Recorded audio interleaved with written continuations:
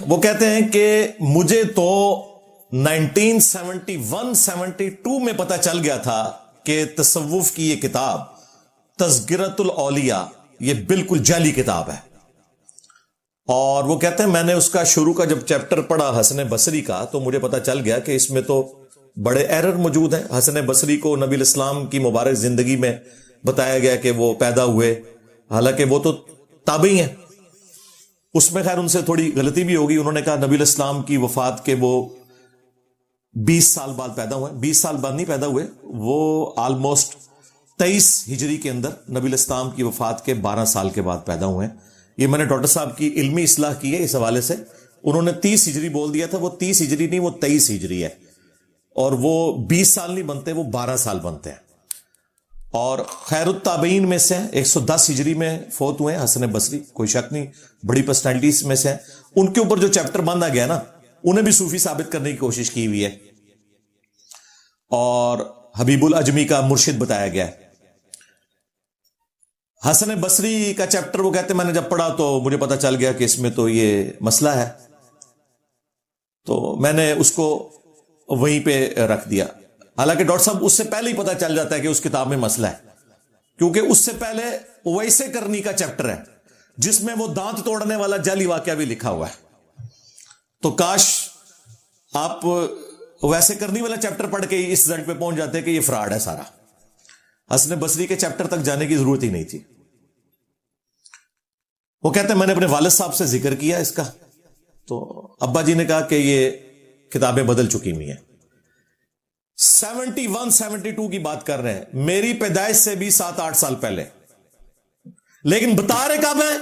52 سال کے بعد.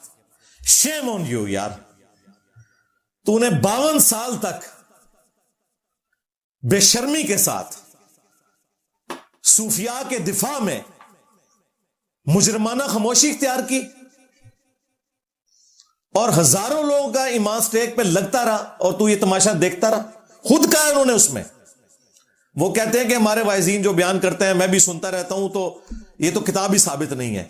52 سال بعد ہماری اس دعوت کی ہیٹ جب ان تک پہنچی ہے نا، ان کے قریبی لوگ ان کو چھوڑ گئے ہیں نا، اور صوفیاء کا سارا ڈھونگ ان کے اوپر کھلا ہے، تو اب انہوں نے کہا ٹھیک ہے جی.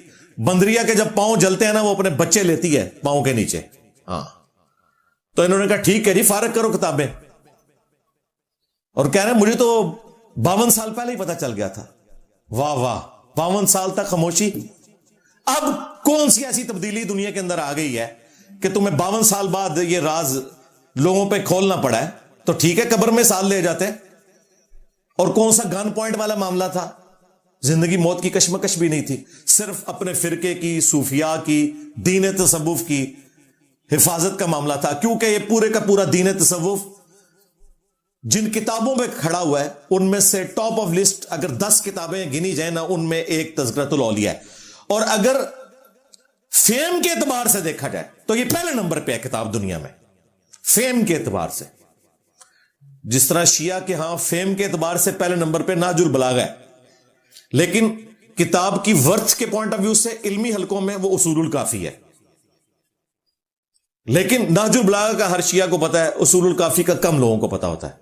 یہاں پہ بھی فیم کے اعتبار سے پوری دنیا میں جتنی تصوف کی کہانیاں ہیں بزرگوں کی، خواہ وہ افریقہ کے صوفی بیان کرتے ہوں یا انڈونیشیا کے یا عرب کے صوفی بیان کریں یا سب کانٹیننٹ کے، پیچھے ان کے پاس سورس ایک ہی کتاب ہے، تذکرۃ الاولیاء، شیخ فرید الدین عطار المتوفى 627 ہجری. اور ڈاکٹر صاحب نے تو جان چھڑائی ہے. ڈاکٹر صاحب ذرا یہ بتائیے کہ یہ 800 سال میں کس نے دعویٰ کیا ہے یہ کتاب فرید الدین عطار کی ہے ہی نہیں ہے؟ کسی کا دعویٰ نہیں ہے. سب اسے کوٹ کرتے ہیں. اس کتاب کے حوالے تبلیغی جماعت کے نصاب میں فضائل اعمال میں موجود ہیں. اس کتاب کے حوالے دعوت اسلامی کی جو فیضان سنت ہے باپا جانی کی، اس میں موجود ہیں. اس کتاب کی قصے اور کہانیاں طارق جمیل صاحب سناتے ہیں. اس کتاب کی قصے اور کہانیاں ثاقب رضا مصطفی صاحب سناتے ہیں، ڈاکٹر مصباحی صاحب سناتے ہیں، باپا جانی سناتے ہیں. دنیا میں جہاں کوئی، خواہ وہ عرب کا صوفی ہو، عجم کا ہو، بابوں کا روب امت میں ڈالنے کے لیے جو آپ کو اوٹ پٹانگ قصے کہانیاں سنائی جاتی ہیں نا، ان ساروں کا واحد ماخذ اگر کوئی ہے نا ٹاپ آف لسٹ، وہ تذکرۃ الاولیاء ہے۔ اب آپ کو اندازہ ہوگا یہ کتنی بڑی کتاب ہے۔ تذکرۃ الاولیاء سے انکار کا مطلب ہے کہ ان کے اولیاء فارغ، اولیاء اللہ نہیں ہے، اولیاء، میں ان کو اولیاء مانتا ہوں، اولیاء اللہ نہیں، اولیاء۔ اور جو نیک لوگ تھے انہوں نے دھکے سے بیچ میں داخل کیے ہوئے ہیں، امام ابو حنیفہ، امام شافعی، احمد بن حنبل، امام مالک رحمہم اللہ اجمعین ورضی اللہ عنہم اجمعین وعلیہم السلام اجمعین، انہیں بھی تذکرۃ الاولیاء میں انہوں نے صوفیوں میں ڈالا ہوا ہے۔ اندازہ کریں، صرف اپنا سودا بیچنے کے لیے۔ تو ان بزرگوں کو جو محدثین ہیں انہیں ہم برا نہیں کہہ رہے، ہم ان لوگوں سے اختلاف رکھتے ہیں جنہوں نے ان کے نام کے اوپر سودا بیچا ہے۔ ان کا یہ جو دعویٰ تھا کہ مجھے 50 سال پہلے پتہ چل گیا، تو ڈاکٹر صاحب اس پہ آپ نے اعلانیہ اس گناہ کے اوپر اعلانیہ معافی مانگنی ہے۔ آپ نے صرف ذکر کیا مجھے پتہ چل گیا تھا، لیکن 50 سال تک لوگوں کے عقیدے خراب ہوتے رہے، آپ نے جرت نہیں کی۔ آج ہماری دعوت کی وجہ سے آپ کو وہ گرمائش محسوس ہوئی تو آپ میدان عمل میں اتر آئے۔ آپ پہ اعلانیہ توبہ واجب ہے، چھپ چھپا کے نہیں، اعلانیہ توبہ ہوگی، کیونکہ آپ نے اعلانیہ یہ جرم کیا کہ خاموشی اختیار کی ہے، اور اب آپ نے خود جرم اپنا مان لیا۔ وہ کہتے ہیں کہ بایزید بستامی تو بہت بڑے بزرگ تھے، شتیہات کو ان کی طرف منسوب کرنا ان کی بزرگی کی توہین ہے، کیونکہ شتیہات والا معاملہ تو چھوٹے موٹے بزرگوں کے لیے ہوتا ہے جو ابھی مسافر ہوتے ہیں اس فیلڈ کے، یعنی یہ جو بکواس ہوتے ہیں نا، انا الحق، سبحانی ما اعظم شأنی، میں پاک ہوں، میری شان کتنی بلند ہے، لوائی اعظم من لوائی محمد، میرا جھنڈا محمد کے جھنڈے سے بڑا ہوگا قیامت کے دن، نعوذ باللہ، اور محمد اور تمام انبیاء میرے جھنڈے کے نیچے ہوں گے۔ وہ کہتے ہیں جتنی بکواسیات ہیں نا، شتیہات، بونگیاں، یہ جو بےچارے نئے نئے ہوتے ہیں نا انہیں کرنٹ لگتی ہے، جو سینئر ہو جاتے ہیں انہیں نہیں کرنٹ لگتی، اور بایزید بستامی تو سینئر تھے، ان سے یہ شتیہات غلط منسوب کر دی گئی ہیں۔ اور وہ کہتے ہیں کہ اسی لیے آپ بایزید بستامی 261 ہجری میں فوت ہوئے ہیں۔ آپ ان کے اگر حالات زندگی پہ لکھی ہوئی کتابیں دیکھیں تو آپ کو 400 سال تک کوئی بکواس ان کی طرف منسوب نظر نہیں آئے گا۔ یہ ڈاکٹر صاحب نے دعویٰ کیا اس میں، اور اس میں وہ کہتے ہیں آپ حلیت الاولیاء پڑھ کے دیکھ لیں، حلیت الاولیاء کے اندر جو جو بکواسیات لکھے ہوئے ہیں نا باقی بزرگوں کے بھی، وہ بھی چھوڑ دیں۔ میں انشاءاللہ کبھی موقع ملا تو اس کا پوسٹ مارٹم کروں گا، لیکن اس کتاب کی بیچاری کی فیم ہی اتنی نہیں ہے عام لوگوں میں، تو اس لیے اس کو میں نے کبھی ٹاپک بنایا نہیں۔ پھر وہ کہتے ہیں جی تصوف میں جو اتھینٹک ترین کتاب ہے، ان کے داتا صاحب حضرت علی بن عثمان حجویری کے جو استاد تھے، انہوں نے تو کہا وہ دادا استاد تھے، دادا استاد نہیں تھے۔ علی حجویری صاحب کی ملاقات ثابت ہے ابو القاسم قشیری سے، انہوں نے رسالہ قشیریہ لکھا، پاکستان میں سب سے پہلے دیوبندیوں نے یہ چھاپا ہے، کیونکہ صوفی ہیں وہ بھی، المعند میں انہوں نے لکھا ہم قادری چشتی نقشبندی سلسلے کو ماننے والے ہیں، صوفی ہیں۔ بریلویوں نے بھی چھاپے، عرب ملکوں میں بھی، یہ چونکہ عربی میں ہے نا رسالہ قشیریہ تو انٹرنیشنل کتاب ہے۔ وہ کہتے ہیں رسالہ قشیریہ میں آپ بایزید بستامی کا چیپٹر پڑھیں، آپ کو اس قسم کی کوئی خرافات نظر نہیں آئیں گی۔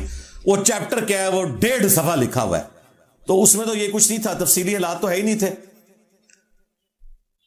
پلس انہوں نے کہا کہ 400 سال تک کوئی بات ان کی طرف منسوب نہیں ہوئی، یہ بعد میں آئی ہیں۔ ڈاکٹر صاحب یہ آپ کا دعویٰ بالکل غلط ہے۔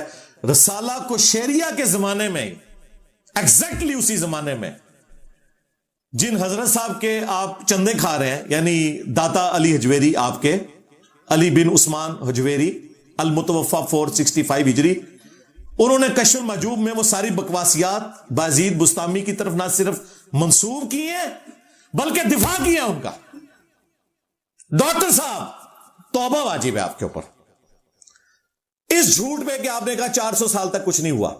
آپ نے خود مانا کہ رسالہ قشیریہ جس زمانے میں لکھا گیا اس زمانے میں دکھاؤ، رسالہ قشیریہ اور کشف المحجوب ایک زمانے میں لکھے گئے ہیں۔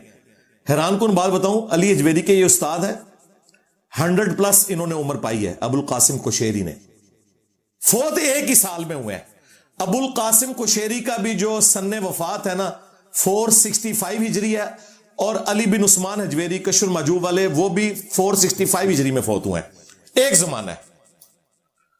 چونکہ ان کی عمر کم تھی، ان کی زیادہ تھی، استاد شاگرد اکٹھے ایک ہی سال میں فوت ہوئے ہیں اور دونوں نے کتابیں لکھی. انہوں نے عربی میں رسالہ کو شعریہ لکھا, انہوں نے فارسی میں کشف المحجوب لکھی, اور پوری دنیا میں یہ مانا جاتا ہے کہ فارسی زبان میں تصوف کی پہلی کتاب کشف المحجوب ہے. امام غزالی تو بعد میں آئے نا. امام غزالی جو ہیں وہ علی بن عثمان حجویری کے جو استاد ہیں نا, ان کے ایک مرید خاص تھے جو ان کے کلاس فیلو تھے, جو ان کے خلیفہ بنے, ابو علی فارمدی, ان کے مرید ہیں. اور علی حجویری صاحب نے پہلی پریڈکشن کر دی تھی کہ اے چاند چاڑے گا بادش, بہت بڑا بندہ ہے.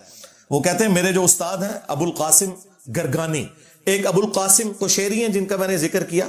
اچھا آپ حیران ہوں گے کہ میں نے رٹا مارا, اور نہ میرے بھائی میری داڑھی نہیں نکلی تھی, میں نے اس وقت یہ ساری کتابیں پڑھی ہوئی ہیں تصوف کی, اور مجھے ان کے پورے پورے شجرے یاد ہیں کہ کون کس کا مرید ہے, اس کا آگے سے کون مرید ہے, اس کا آگے کون سا مرید ہے, اور یہ اس طریقے سے. تو ابو القاسم گرگانی جو ہیں وہ بھی علی حجویری صاحب کے پیر ہیں. ان کا جو مرید خاص تھا ابو علی فارمدی, وہ امام غزالی کا مرشد ہے. اور وہ کہتے ہیں کہ گرگانی صاحب تو فوت ہو گئے ہیں, لیکن اپنے پیچھے ایک یگانہ روزگار انہوں نے ایک ہستی چھوڑی ہے جو ان کے مشن کو آگے لے کے چلے گی. اور واقعی انہوں نے آگے امام غزالی کا تحفہ دے دیا امت کو, ان کا آگے سے شاگرد ہے. تو غزالی کی کیمیاء سعادت بعد میں آئی ہے, کشف المحجوب پہلے آئی ہے. پھر جو تذکرۃ الاولیاء ہے اس میں کئی واقعات انہوں نے کشف المحجوب سے کاپی کیے ہوئے, حالانکہ وہ عربی میں لکھی گئی ہے, وہ فارسی میں, اور باقاعدہ علی حجویری صاحب کا نام مینشن کیا ہے انہوں نے تذکرۃ الاولیاء میں. جب امام حنیفہ کا چیپٹر انہوں نے باندھا نا, تو وہ کہتے ہیں کہ شیخ علی بن عثمان فرماتے ہیں, علی بن عثمان داتا علی حجویری صاحب ان کے جو ہیں ان کا نام ہے, وہ کہتے ہیں شیخ علی بن عثمان فرماتے ہیں کہ میں خانہ کعبہ شریف کے سین میں بیٹھا ہوا تھا, میں نے خواب میں دیکھا کہ نبی الاسلام تشریف لائے ہیں اور آپ نے اپنی گود میں ایک شخص کو اٹھایا ہوا ہے اور اس سے بڑی محبت فرما رہے ہیں. میں نے پوچھا کون ہے, تو انہوں نے کہا یہ تمہارا امام ابو حنیفہ ہے. اور یہ واقعہ علی حجویری صاحب نے کشف المحجوب میں لکھا امام حنیفہ کی فضیلت بتانے کے لیے کہ میں نے خود خواب میں حضور کی زیارت کی ہے, اور ان سے کاپی کیا تذکرۃ الاولیاء والے نے. لہذا یہ سارے ایک ہی پارٹی کے بندے ہیں بھائی, ایک دوسرے کو سپورٹ کرتے ہیں. تو کشف المحجوب 400 سال بعد نہیں لکھی گئی. بایزید بستامی 261 ہجری میں فوت ہوئے ہیں, علی حجویری 465 ہجری میں. 200 سال کے اندر علی حجویری صاحب نے بایزید بستامی کا صحف, سکر اور باقی سارے معاملات, جنید بغدادی کا صحف اور ان کا سکر, اور سبحانی ما اعظم شانی, اور جتنے اور چھتیحات ہیں وہ کشف المحجوب میں نہ صرف لکھی ہیں بلکہ ڈیفینڈ کی ہیں. اب مجھے بتائیں ڈاکٹر صاحب کدھر جائیں گے؟ ڈاکٹر صاحب نے پلے کوئی شے رہ گئی ہے؟